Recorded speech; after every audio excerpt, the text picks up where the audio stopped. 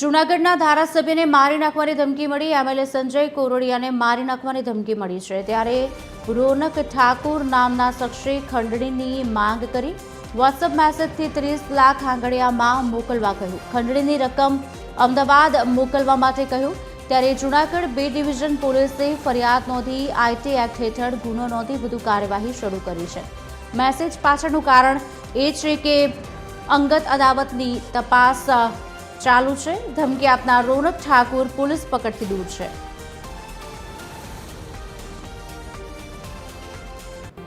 IT act હેઠળ ગુનો નોંધવામાં આવ્યો છે। જૂનાગઢના ધારાસભ્યને મારી નાખવાની ધમકી મળી છે। સંજય કોરડિયાને મારી નાખવાની ધમકી મળી છે।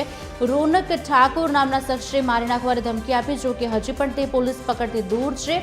ખંડણીની માંગ કરી હતી આ રોનક ઠાકુર। વોટ્સએપ મેસેજથી 30 લાખ આંગળીયામાં મોકલવા કહ્યું હતું। ખંડણીની રકમ અમદાવાદ મોકલવા માટે કહેવામાં આવ્યું હતું। ત્યારે પ્રથમ 30 લાખ અને બાદમાં 5 લાખની માંગ કરી હતી। જૂનાગઢ બી ડિવિઝન પોલીસે ફરિયાદ નોંધી છે। આઈટી એક્ટ હેઠળ ગુનો નોંધી વધુ કાર્યવાહી શરૂ કરાઈ છે।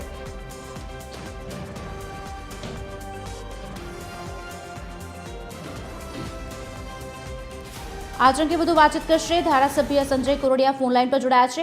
સંજયજી, આપને ધમકી આપવામાં આવી હતી, કોઈ કારણ સામે આવ્યું છે કે કેમ? કોઈ શું પોલીસ શું કહી રહી છે અને આ સમગ્ર ઘટના જે આપની પાસે થઈ છે તે જાણવા માંગીશું। 2 દિવસ પહેલા એક ઇન્ટરનેશનલ નંબર ઉપરથી વોટ્સએપ કોલ આવ્યો હતો અને પૈસાની માગણી કરી હતી। બીજે દિવસે એ જ નંબર ઉપરથી મેસેજ આવ્યો કે ભાઈ આપ આની અંદર 30 લાખ રૂપિયા મોકલી દો અને ખંડણીના રૂપમાં એમની માગણી હતી।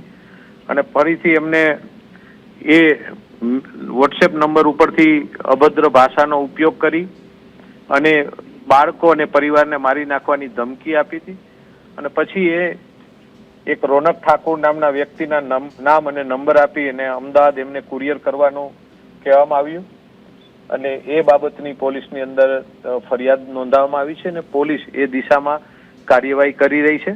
અને પોલીસ ટૂંક સમયમાં જ આખા પ્રકરણની અંદર જે પણ લોકો હશે એમને સામને લઈ આવશે એવું મને દેખાઈ રહ્યું છે। સંજયજી, આ બહુ ખરાબ ઘટના કહી શકાય, કારણ કે ધારાસભ્યને આ રીતે ફોન કરવો અને વોટ્સએપથી ખંડણી માંગવી, આ રોનક ઠાકોરનું નામ સામે આવ્યું છે।